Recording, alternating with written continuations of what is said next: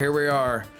1, 2, 3, 4, 5, 6, 7, 8, 9, 10, 11, 12, 13, 14, 15, 16, 17, 18, 19, 20, 1, 2, 3, 4, 5, 6, 7, 8, 9, 31, 2, 3, 4, 35, 36, 37, 38 out of 38 Dev Relics. That's it.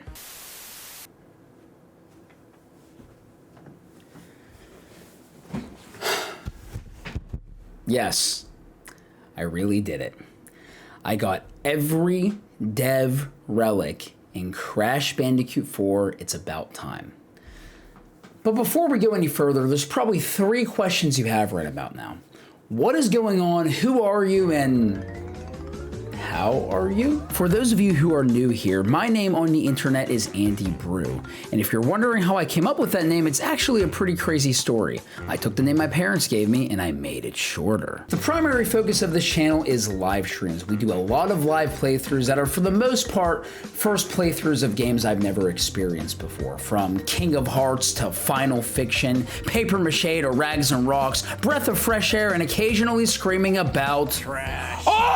But aside from that, I love platformers, and I can't deny my undying love for Crush Boondock. Crush Boondock on the PlayStation 1 was the very first video game I have ever played. It's the game that sparked my love for gaming whenever I was 4 years old, and to this day is still my second favorite video game franchise of all time, right behind Convolution, my old friend. And there's something that comes with that fondness of your favorite video games of all time, and that's your unwavering need and desire to master them. For me, with Crash Bandicoot, I would say 100%ing these games makes you a Crash Master, which means beating all the levels, getting all the crystals, depending on which game you're playing, getting all the gems, which requires you to break all the boxes in a level, as well as secret hidden gems throughout the game, and getting all the time relics up to the Platinum tier, which requires you to run through levels as fast as possible. Most of the Crash games that follow the typical Crash formula ask you to meet requirements similar to these in order to fully complete the game. But today, we are going to be talking about Crash Bandicoot 4, It's About Time, which, although is an absolute nightmare to complete with its 400 plus gems, flashback tapes with their own box relics that are similar to death routes in Crash 2 and 3,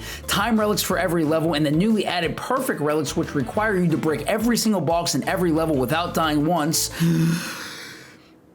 it's become one of my favorite Crash games of all time. Now, I could talk for hours about Crash 4. I could talk about all the things I absolutely love about this game, and I could also bring up all the issues I had with it as well. But that's not what this video is.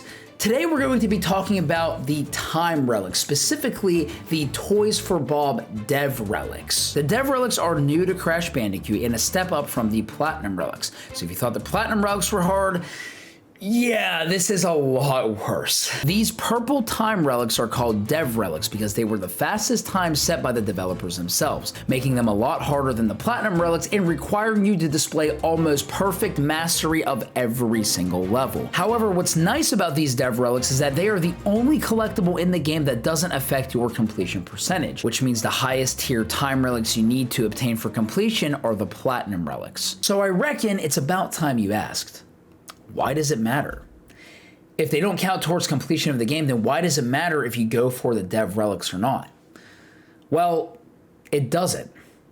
If you're a sane person, but unfortunately for me, I fall under the insane category. I went through all 38 levels of Crash Bandicoot 4, figured out the most optimal route for every single level, and completed 38 near perfect runs of that route at supersonic speed, just so I can sit down in my room, type up this script, and say yay. When I play a Crash game, I always strive to complete it. And when I found out about the Dev Relics, even though I knew they didn't count towards my completion percentage, I had to go for them because I felt incomplete. So I pushed through, and I can confidently say that even though this was one of the hardest things I've ever done in a video game, it ended up being some of the most fun I've ever had attempting a challenge of this caliber. Now, this game has been out for almost 3 years now. I am obviously not the first person to do this, and I will most definitely not be the last. However, the difference here is that I have a YouTube channel. So today, what I want to do is share my Dev Relic experience with all of you.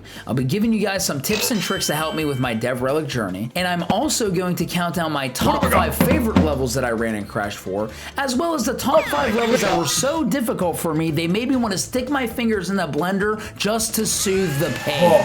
Fire.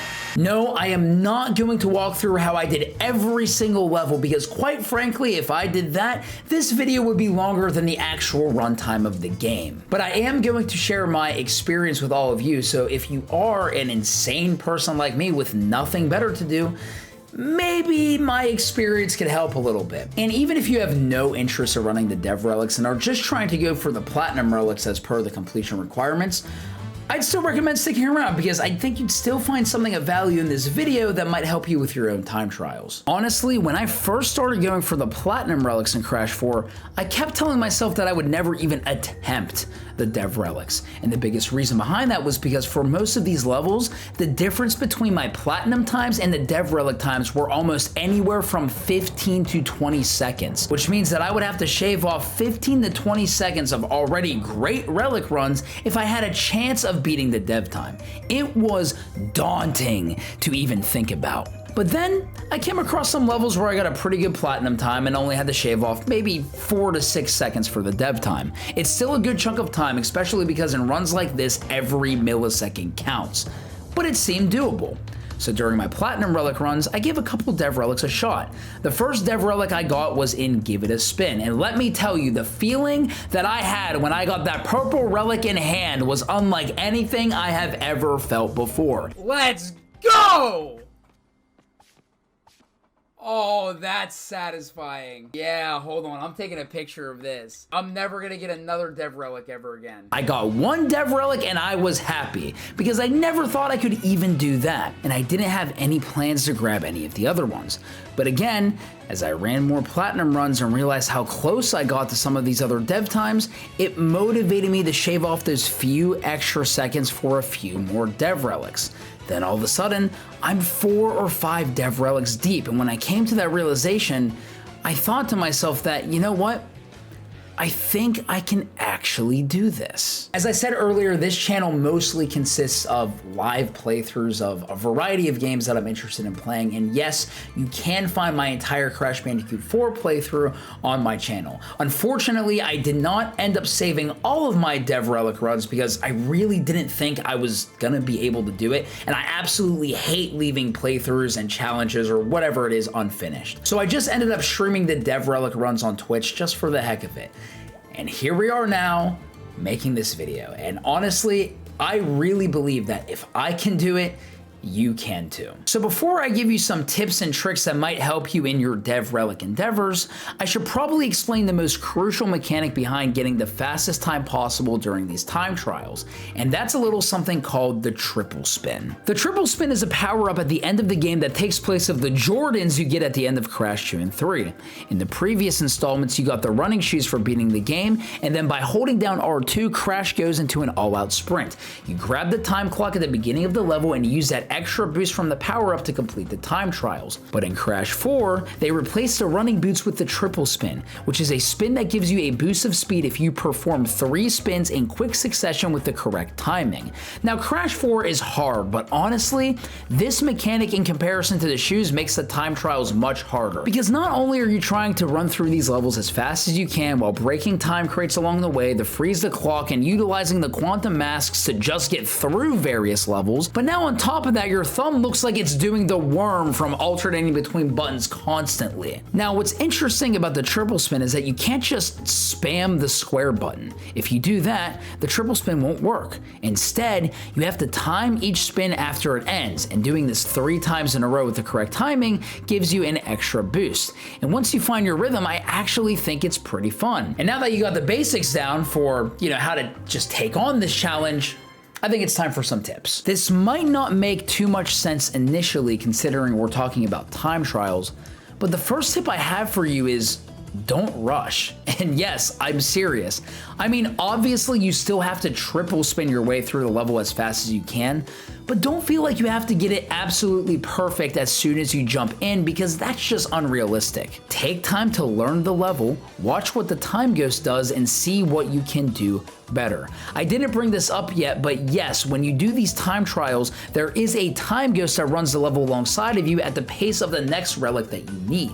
So if you got the gold relic on your previous attempt, the time ghost will run the level on the platinum time. The same thing goes for the Dev Relic time if you previously obtained the platinum. Now, if you wanted to make it harder for yourself, you can actually turn the time ghost off for the relic runs. But I personally kept it on because if you ask me, the hardest part isn't learning the route itself. The hardest part of these runs is executing it almost flawlessly in one go. And I say almost flawlessly because yes, funny enough, there are a lot of levels where you can actually get away with making a mistake or two and still end up getting the dev time, which leads to my next point. Don't give up on a bad attempt. I know it can be really discouraging when you make it halfway through a level and you end up missing a jump, or you end up missing a cycle that you really needed to catch. But I want to encourage you that even if that run is in the toilet, keep going, because maybe you'll be able to make up that time later and even surprise yourself with a Dev Relic. There were a handful of runs where I got a Dev Relic when I was so convinced that I didn't make the time because of a couple of silly mistakes, only to find out that I actually barely got the relic in the end just because I decided to keep going. And even if you're convinced that there's no possible way for you to make the time, keep going and use this run to try new things. I was just going, wait, I'm still alive? What? Hi! Wait, I thought I died. I guess I'll just keep going and learn this. Be a little risky since you have nothing to lose, and in doing so you might actually find a route or a technique that's faster and more efficient than the one you were using before. It also serves as good practice with the level you're running, because repetition with these runs is everything. If there's one specific part of a level that you're struggling with and you really don't feel like spending so much time trying to get to that one part for practice only to keep dying along the way there, don't be afraid to go through the level normally without grabbing the clock and experiment with different segments via checkpoints. And yes, for those of you who have not attempted time trials in Crash Bandicoot before, there are no checkpoints. So if you die when you're 90% through a level, you go right back to the beginning. Just be aware that if you do this and you are playing on retro mode, you will lose lives when you die. But if you're attempting these Dev Relics, I would assume that you're probably pretty good at the game. And to be honest, extra lives are really easy to come by in Crash 4, so you shouldn't have to worry about it. Using checkpoints for areas you're struggling with is a fantastic way of improving your runs,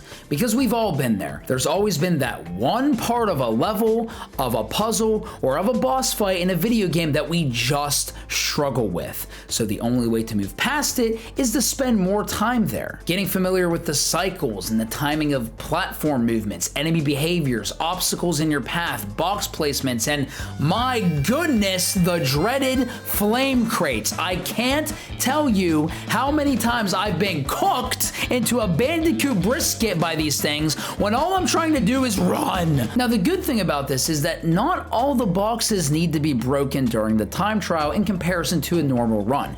You really only need to focus on breaking the time crates, which are the yellow crates that are labeled with values 1 to 3, with the number indicating how many seconds the clock will freeze for once that crate is broken. Now again, if you're struggling and are using the checkpoints to practice, I think it's a good idea to take some time to figure out the most efficient way to break certain boxes while keeping your momentum going forward. However, you need to be aware that some of the boxes you see in a normal run of the level are going to be different than what you would see in the time trial. And I'm not just talking about certain boxes turning into time crates. I mean that there are some breakable boxes in the normal run of the level that might be Nitro or even TNT boxes in the time trial. There might be some regular boxes in the normal levels that actually end up being mask boxes in the time trial, which are critical to beating most of these times. More on that later. The point I'm trying to make is that if you're using the checkpoints to practice segments of a level before running the time trial, make sure you remember what boxes are different and which ones are time crates. That way you don't waste time trying to figure out the most optimal way to break a box that isn't even important. And while we're on the topic of box breaking, yes, when going for Dev Relics, it is crucial that that you break as many time crates as you can, as they do stop the clock. But here's a tip to keep in mind for some of these Dev Relic runs. Not every time crate needs to be broken. And yes, I'm not kidding. There have been a handful of Dev Relics I acquired even though I missed a time crate or two. For example, in Seeing Double, it is actually faster to skip the second time crate on the bottom of this stack, because if you don't, you won't make it through the laser wall.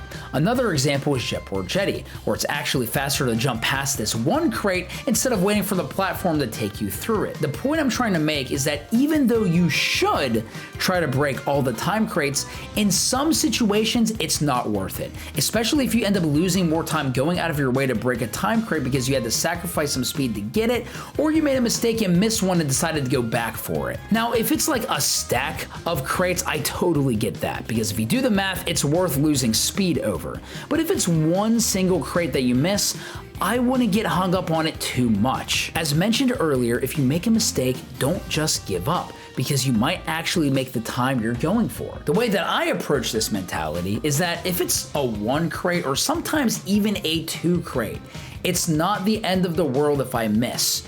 But I typically always try to go for the 3 crates even if they seem a little out of the way, because 3 seconds is a tremendous amount of time in a Relic run where quite literally every millisecond counts. At the end of the day, when it comes to box breaking, I will just use your best judgment depending on how the run is going. But it's important to know that for a good chunk of these runs, you can actually get the Dev Relic without breaking every single time crate. Another really useful tip that I can give you involving box breaking has to do with the Nitro crates, and more specifically, the Nitro switch that you see at the end of every level. When this switch is hit, it breaks every single Nitro box in a level. If you're going for the box gem, you need to hit this switch at the end, because the Nitro boxes are still boxes at the end of the day, and they still count towards your box total. So you might be wondering, what use does this have for getting Dev Relics? Well, there's a little secret that a lot of people might not know about when running these time trials. And yes, it does have to do with the Nitro switch. Let's say you're running a level and you miss a time crate, but that crate that you missed happens to be on top of or right next to a Nitro crate. If you make it to the end of the level and hit that Nitro switch, not only do the Nitro crates blow up, but any other boxes that are within the blast radius of the Nitro crates will break as well. So if there's any time crates left by any Nitro crates at the end of the level when you flip the switch, the time crates will break it and it will freeze the clock. Makes sense, right? But the question you might have now is, well, what's the point of freezing the clock right when you finish the level?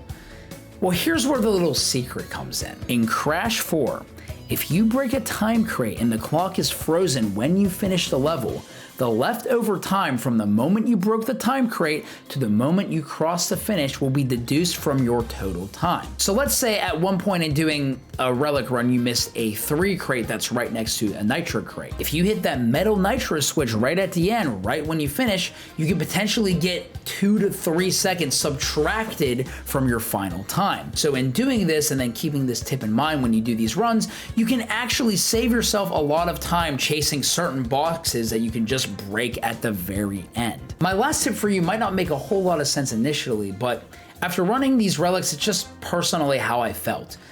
You do not need to master the entire level. I would argue that if you master the first 20 to 30% of a level, you will be in really good shape for a Dev Relic.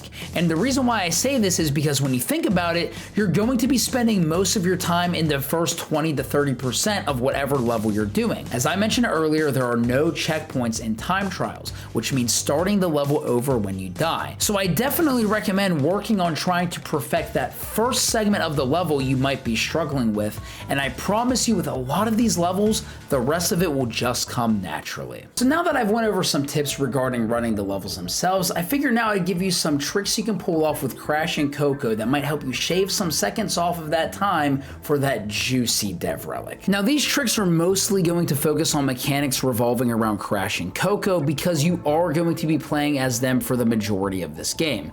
This will also include some tricks involving the 4 quantum masks as they will be utilized in most most of these levels. The most important of these tricks, if you ask me, is a little something called damage abuse. It's the act of allowing yourself to take a hit and sacrificing a mask in your possession in order to keep moving through a level at a fast, consistent pace. Why waste time maneuvering around an enemy or dodging nitro crates when you could just ram right through them? This trick will shave off countless seconds of your time, especially if it's in a level where getting a triple mask is unlikely. I found damage abusing with Aku Aku especially useful in levels when you are playing as someone other than Crash and Coco. Although Tawna, Dingodile, and Cortex come with their own unique abilities, they don't move as swiftly as Crash and Coco do, so using this trick with them is a good way to gain time. Something else to keep in mind with the other characters is that they can only hold up to 2 masks max, making invincibility an impossibility. Who wrote this script? Another thing to note is if you're playing a level where you switch to a different character halfway through, the masks that the previous character held will not transfer to the next character. So you might as well take advantage of using up your masks via damage abuse to get a little farther ahead instead of just wasting them when you switch characters. Now, if there is an opportunity to get triple mask, I recommend trying to save your masks even if it costs you a bit of time, because the invincibility from the triple mask lasts for quite a bit and can really help you breeze your way through some challenging segments. But there are times where having triple mask isn't really worth it, and it's actually more useful to intentionally give up some masks earlier for the sake of time. It really just depends on the level. Masks are vital for acquiring these Dev Relics, so definitely get in the habit of using this trick in places where you think it might be the most helpful. Another trick you can practice getting good at is slide spinning. Now obviously you want to triple spin as much as possible, but you are able to go into a triple spin from a slide spin, as long as the slide spin is the one you start with in your triple spin sequence. Now there's going to be a lot of people that will tell you that you absolutely have to get slide spinning down if you're going for the Dev Relics, and that you have to use it almost constantly. Believe me, I had a lot of people tell me that exact thing.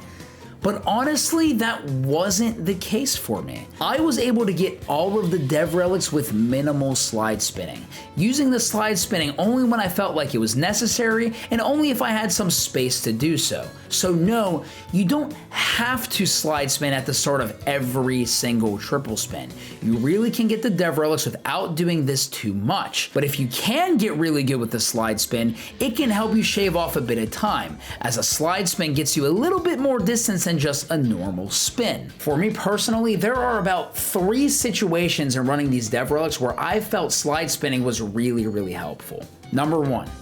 Anytime I had a long stretch with not a whole lot of boxes to break and not a lot of obstacles or enemies to dodge, I would try to slide spin into a triple spin as much as I could. Since there's low risk, you might as well try to get a little extra distance. Number 2. Slide spinning on ice. Yes, ice physics are a thing in Crash Bandicoot, and a lot of times it can be really annoying. But in time trials, it's amazing. You can slide spin on the ice and just start zooming because of how slippery it is. If you're on a longer patch of ice, slide spinning repeatedly will actually be faster than triple spinning. And once you get the hang of it, it's incredibly fun. Number 3. Slide spinning over short gaps. Yes, there are some gaps in Crash 4 that are short enough to safely slide spin over. A really good example of this is the very beginning of Food Run. Instead of just triple spinning your way through and jumping on these platforms, you can actually slide spin over all of these short gaps, which saves you a ton of time. So if you can find those small gaps to slide spin over efficiently,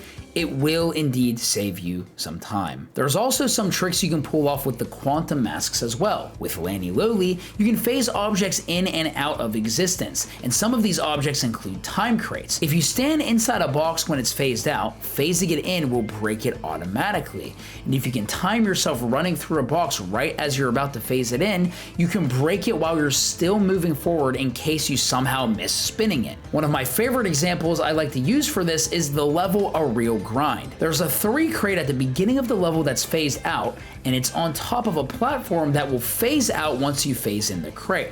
Well, If you time your mask just right, you can actually phase in the crate right as you jump off the platform that's just about to disappear, and you're able to break the crate while getting the jump off and also taking a very useful shortcut. You can also use this trick in Jetboard Jetty with this 2 crate. Coupon Wall can slow down time, helping you platform across certain obstacles that might be moving too fast. The only advice I have for the time mask is to make sure you know exactly when to use it and exactly when to deactivate it. If you know there are enemies ahead and you know you need to use the time mask on them to slow down their attacks, activate it before you even see them on screen so time is already slowed down before they attack. You also need to know the precise timing to deactivate the mask in order to save time. For example, in Nitro processing, there are wheels that require you to slow down time in order to jump on them. Well, instead of just staying slowed while you're on the wheel, it's actually faster to revert back to normal to get a quick burst of speed and then slow down again to prevent yourself from flinging off the wheel and missing your jump. Ika, the anti-gravity mask, has some really neat tricks as well. In Food Run, if you time your anti-gravity activation right when Crash is about to grab this rope, you can actually go straight through the rope instead of catching it and then jumping off. It doesn't save too much more time, but it is a little bit faster, and it's a trick that's exclusive to this level. Another fun trick with Ika is something that I like to call momentum stalling. It's the act of flipping yourself while having forward momentum and then flipping yourself back before touching the ground, giving you a bit of extra distance that can lead to some really satisfying moments that look something like this. Woo! But one of my favorite tricks in this game is a technique that you can use with Akano, the mask that grants you the power spin. I believe that if you can get this down, you will quite literally blaze through every single level that has Akano in it. This is a technique I like to call the slingshot. Now, this is what the power spin looks like normally. It's similar to the Death Tornado spin in Crash 3, where it allows you to glide across wide gaps.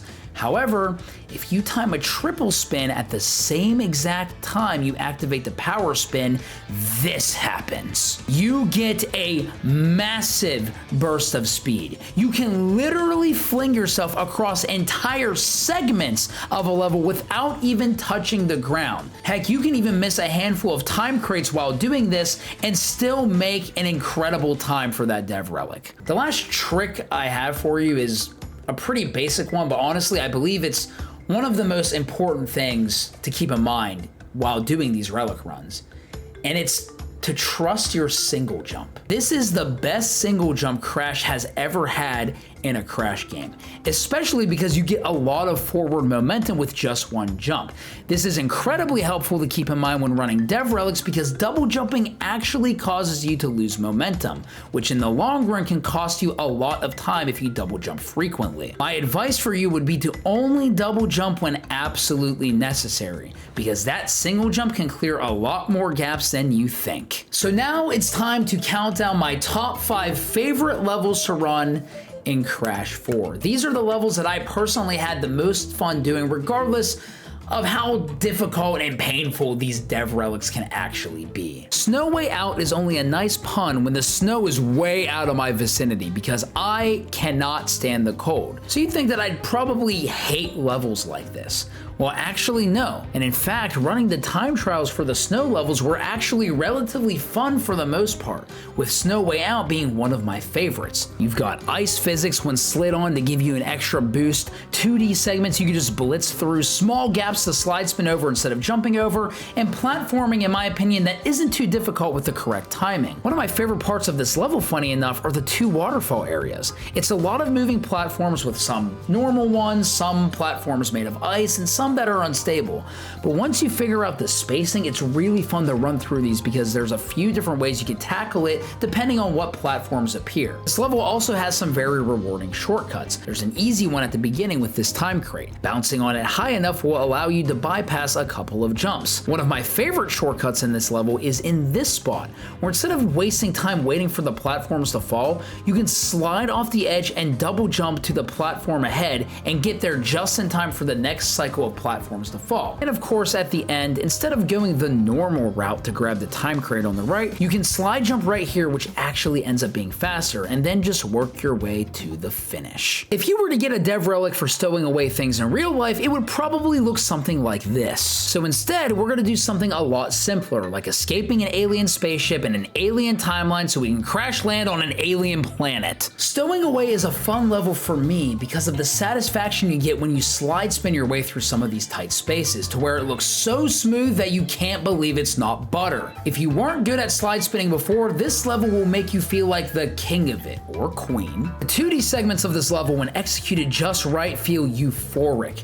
to pull off. There's also an opportunity for triple mask in this long hallway of enemies and boxes, while also giving you the power spin to pull off a juicy slingshot. And when you get to this little puzzle segment with the anti-gravity mask, once you know exactly where you should be moving after activating each metal crate, it's just magical to watch. The only parts that I really had a little bit of trouble with were slide spinning under the electricity and figuring out how to get through this segment of the level without waiting for these heated presses to rise up. But funny enough, I figured out that if you run the level well enough up to this point, you actually don't have to rush through here. You can wait for the heated presses to rise up and still get the dev time. And as for slide spinning under these, if you perform a spin any earlier than at the end of the slide, you're going to get hit, which means you have to slide under these as soon as you're touching them and spin when you're right at the end of your slide. And honestly, at this vent at the beginning, you can take your time here and have nothing to worry about. Yes, you should still at least slide spin when you have some room, but don't stress about going through the first vent super fast when you can still get the dev time by being careful and making sure you do it right. If you can keep this in mind and practice the precise timing of your slide spins,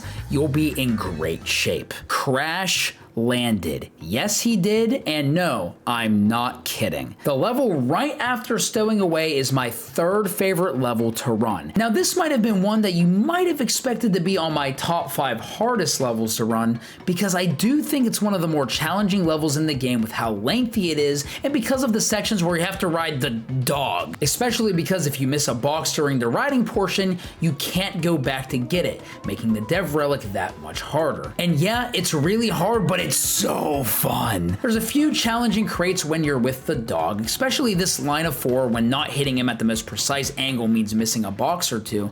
But once you have an idea where the time crates are, I don't think they're that hard to get. The hard part of this level is figuring out when to boost with your dog, because you still want to go through it as fast as you can, but you don't want to overshoot yourself past boxes or crash land into a pit. I personally enjoyed these segments because even with boosting, you still have to slow down a bit to break the crates you need for the dev time, and slowing down without losing a ton of time is a nice change of pace. But we haven't even talked about the fun part of the level yet, which is the slip and slide.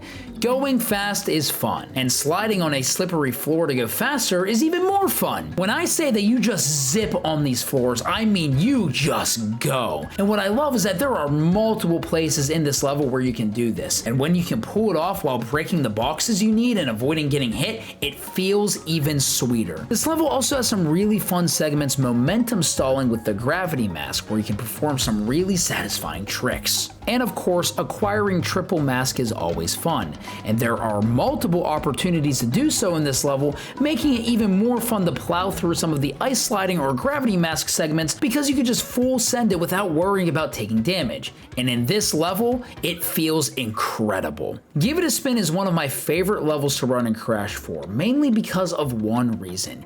You have the power spin almost the entire time. Not only was this the first Dev Relic I've ever gotten, but because this level has you purely utilizing the power spin, you can just constantly slingshot your way through a good chunk of this level without even worrying about hitting every single time crate. And once you get the hang of the slingshot, you will feel like a time trial legend with how fast it'll send you, because you can do stuff like this.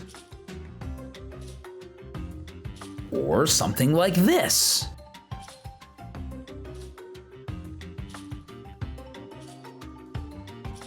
Being able to fling yourself through this level is so fun. And because a level like this is fun, it didn't even feel frustrating for me when I had a bad attempt, because the adrenaline rush that you get from being able to skip entire platforms of the level feels so good. The speeds you can reach here is unlike any of the other levels, and when you land the slingshots consecutively, it gets kind of addicting. And then you won't be able to make any more progress on your Dev Relics because you'll just keep wanting to play this level over and over again. This is one of the only levels I actually came back to run again just because it really is that fun of a time trial. Cortex Castle is by far my favorite time trial to run in Crash 4.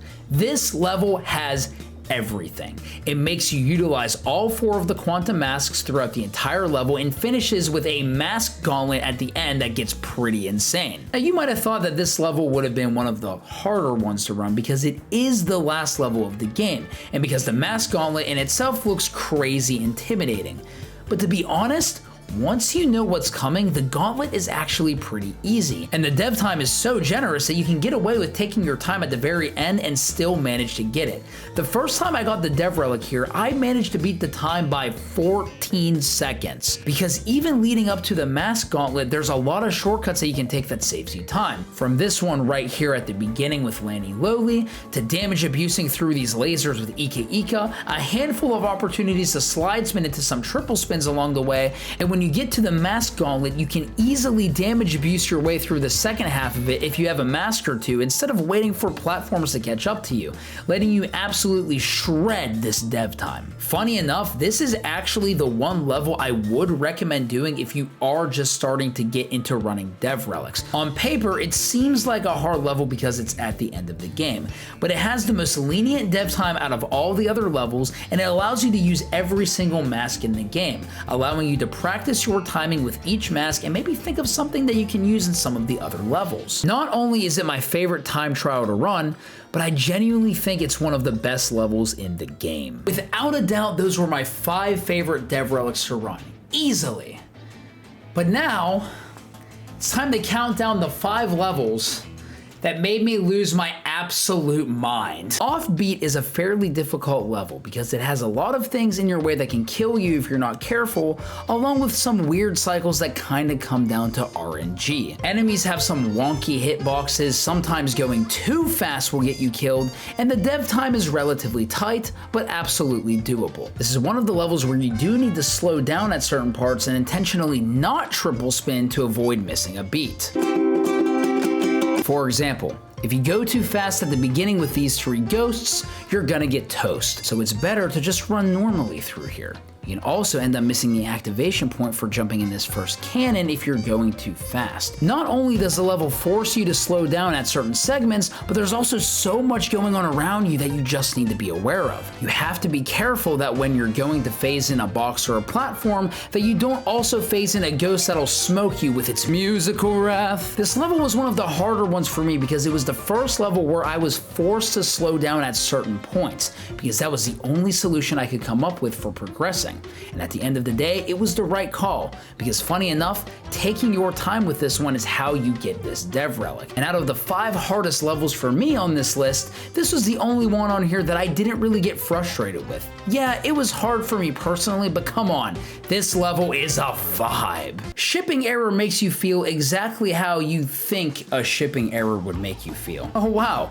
My copy of Persona 5 on Stadia looks way different than I thought. To me, the hardest part of this level was the first half where you play as Cortex. The reason being, well, you're playing as Cortex. Now, don't get me wrong, I enjoyed the fact that we got to play as other characters other than Crash and Coco, but for me, Cortex was my least favorite to play. Not that I didn't like playing as him, but I just enjoyed the others more. And running time trials with him can be kind of a pain because I tend to not be the best at shooting moving objects while maintaining a fast pace. Now, I do think some of the Cortex time trials are pretty challenging, but this one gave me the most trouble. You gotta fire at this crate before you even grab the clock. You have to constantly constantly dash even when it seems inconvenient. You gotta bust through this wall of crates without missing any of the time crates, and you gotta figure out the timing for this press cycle, because if you don't do the first 10 seconds perfectly, you're gonna get caught waiting during this cycle. Then, after you figure out the most optimal route to navigate through these fast-moving platforms, you then have to tackle what I call the ascent, which requires you to precisely shoot these UFOs while also ascending through this part of the level at the same time. And if you're like me and struggle with blasting your targets, it's going to be a difficult trek.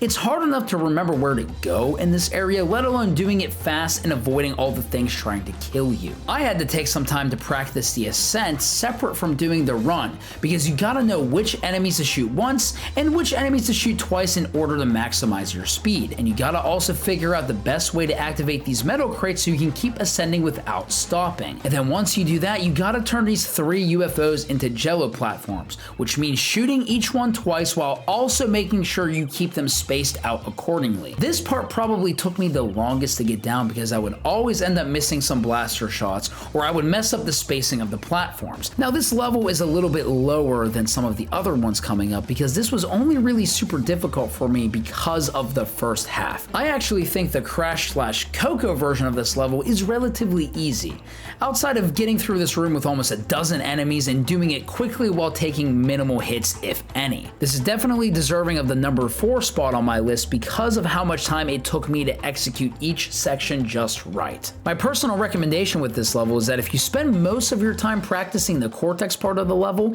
and get good at doing the ascent quickly, you'll be able to pull yourself really far ahead to where the second half shouldn't be too much of an issue. Rock Blocked rocked a little more than just my blocks. Hello? This was one of the hardest levels for me personally while doing the Platinum Relics, and to no surprise, it was also one of the hardest Dev Relics to run. Well, let's just get going, shall we? Yeah, that can happen. If you throw this TNT barrel head on, you're not going to break the barrier, and you can't just kill the plant before grabbing the clock, because then the clock will disappear. So the best method I found around this is to grab the barrel, place myself on the right side of this platform, and then throw it at the barrier at an angle. I don't know why that works, but it just does. Now honestly, most of this level is not bad. Once you learn it, the Dingodile segment is pretty straightforward and one of the easier segments to master. The reason why this level stressed me out so much was because of the second half, and more specifically only 2 parts of it: the gas bubble cycles and the lava section. The gas bubbles can be a little tricky combined with the platforming. If you're not careful, it's easy to make a mistake here and die or lose a mask. And with the lava, if you jump on these sinking platforms and try to slide under these spaces when you're too far away from them, you die. And the worst part about this is the fact that you have to start over and do the entire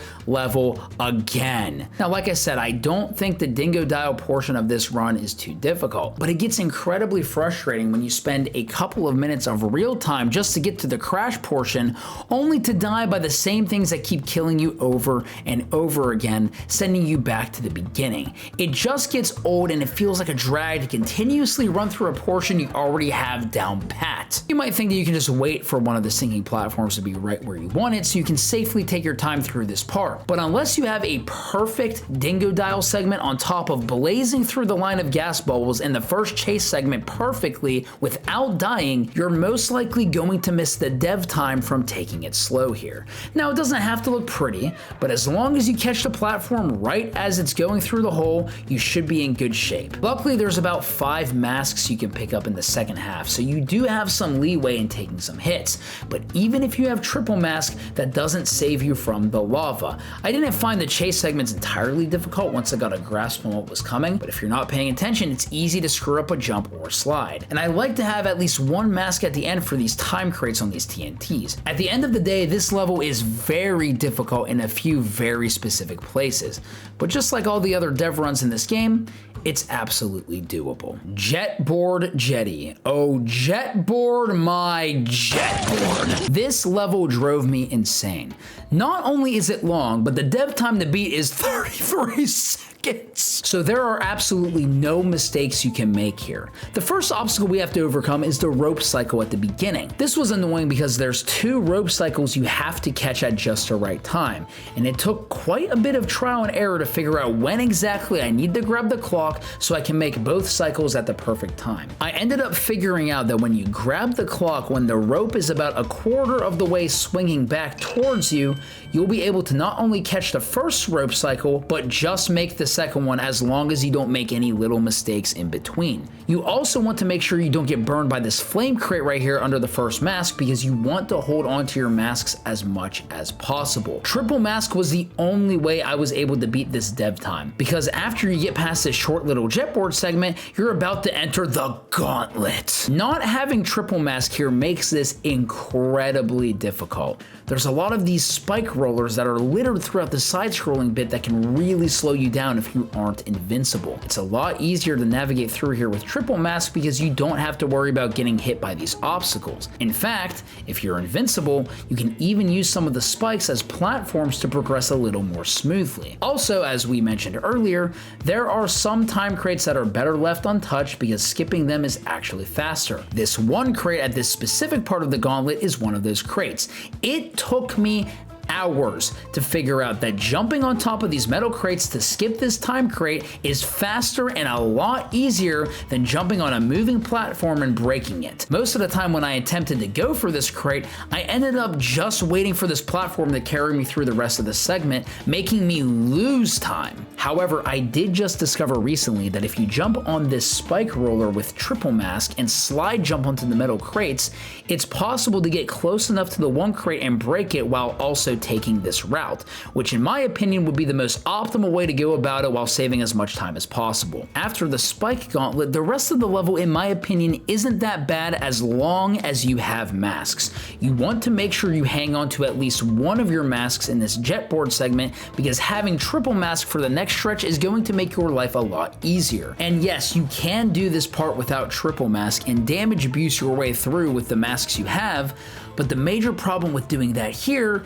is that you won't have any masks left for the final part of the level. Unless you're a jetboard mastermind, you'll need to hold on to as many masks as you can for this final stretch, because you will absolutely need the damage abuse through some of the mines and enemies that come at you. When I attempted to do this without masks, I either died to one of the obstacles and had to start all over, or I tried to dodge everything but at the cost of losing a ton of time, costing me the Dev Relic. Now luckily you don't have to fight Luis at the end of this level like you normally would. In the time trial, you skip the whole fight and cross the finish. As long as you hold on to your masks in Jetport Jetty and don't make any silly mistakes, you should be fine. But the reason why this was one of the hardest ones for me to do was because it can be very challenging to hold on to those masks with all the obstacles the level throws at you. Now this game has some extremely difficult time trials to beat, but there's one level that for me personally was so hard that it actually almost made me quit this challenge. No, it wasn't run it by you or no dillo-dallying. These two aren't that bad once you figure out the shortcuts with Dingo Dial. And once you realize you can get ahead right here and blow up these TNTs so the boat doesn't have to stop, you can save a ton of time and get away with making several mistakes. No, it's not even bears repeating or building bridges. Once you play through it a handful of times to get an idea where the time crates are while on polar, all you gotta do is hit the time crates and boost whenever you have a decent gap in between them. The harder parts of these levels for me were actually the platforming segments, specifically figuring out some of the spacing and bears repeating and navigating these electric wall jumps and building bridges. It wasn't even nitro processing or toxic wastes, which are some of the hardest levels in the game. No, no, no, no, no. The hardest Dev Relic for me to get in Crash Bandicoot 4, It's About Time, was in Rude Awakening. Yes, the very first level of the game was the hardest Dev Relic to get. And the reason why it was so difficult is because it's easy. Yes, you heard me. This is the easiest level in the game. But because the level is so easy, that means that you have to be nothing short of perfect when running this level, or you'll be in for a rude awakening when you make it to the end and find out you missed a Dev Relic by 1 millisecond. You cannot miss a crate. You cannot screw up a jump. You cannot even miss a triple spin. You have to be perfect because this is the tightest dev time in the game. Although this level is casually very easy, there are a lot of little things you can mess up that will cost you the Dev Relic. You need to make sure you always remember to break this 3 crate behind this structure. You have to make sure you don't get hit by the rollers without slowing down. This is one of the levels where I actually feel like you need the slide spin on your first spin of your triple spin sequence as much as possible in order to save time. You need to nail this jump seamlessly for these 2 crates. You need to very slightly delay your 3rd spin in your triple spin sequence going for this specific crate just so you can make the jump on the next platform without falling into whatever the heck that is, and so you can avoid using a double jump to save yourself because that's going to cost you a bit of time. You need to spin through this wall of boxes so perfectly that you break them all in one go. If you miss one, don't think you have time to turn around and break it because you don't. You need to make sure you have triple mask for this rail segment so you can safely plow through this TNT and speed through this Nitro wall along with a few other enemies and another lone Nitro crate up ahead. And you need to take as many shortcuts and cut as many corners as possible, especially at the very end where you have to slide jump from one of these retracting platforms to the next. Oh, and to make things even more difficult, sometimes this time crate on the rail doesn't even spawn into the level. So if you get to the halfway point and that crate isn't there, too bad. You're not getting a free second deducted off your time. You're not getting that Dev Relic. Better luck next time. It took me a grand total of 8 hours to get this Dev Relic because it really is the one level in the game where you cannot get away with making a single mistake. On its surface, it's incredibly easy, but because of how tight the time is, it was the hardest Dev Relic that I personally ran in the entire game. Well, ladies and gents, boys and girls, bandicoots and wombats, if you made it this far, congratulations. You finally reached the end of the video. This was a blast making this video, doing these time trials. It seriously was ridiculously fun.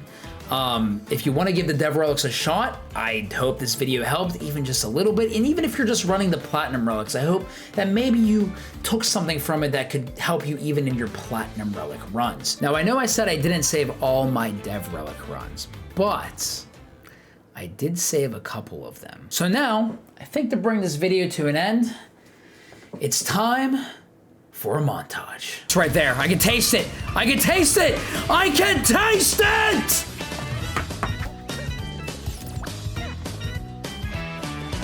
Woo! Let's go, baby. Woo! We crushed that time. We crushed it, man. Dude, let's go!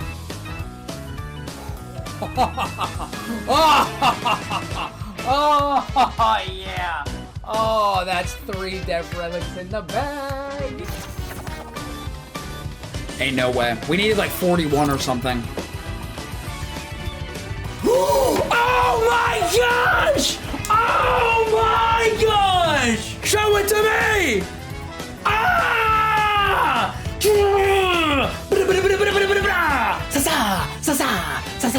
Let's freaking go! Let's freaking go! Let's freaking go! Let's freaking go! Ah! Yes, sir! Yes, sir! Let's go! Woo!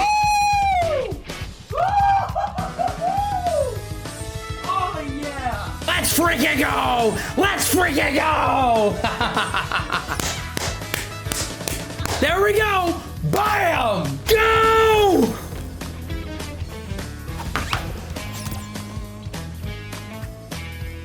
Let's go! Go! Go! Go!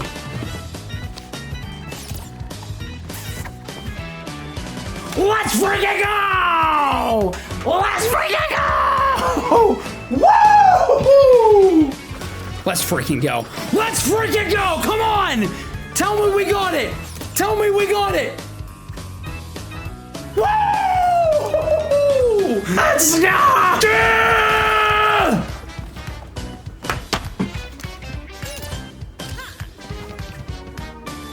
Ah! Yes! Yes. Yes. I'm actually sad. I can't believe I'm done. I'm sad. I'm just gonna start up a new save and do it all over again.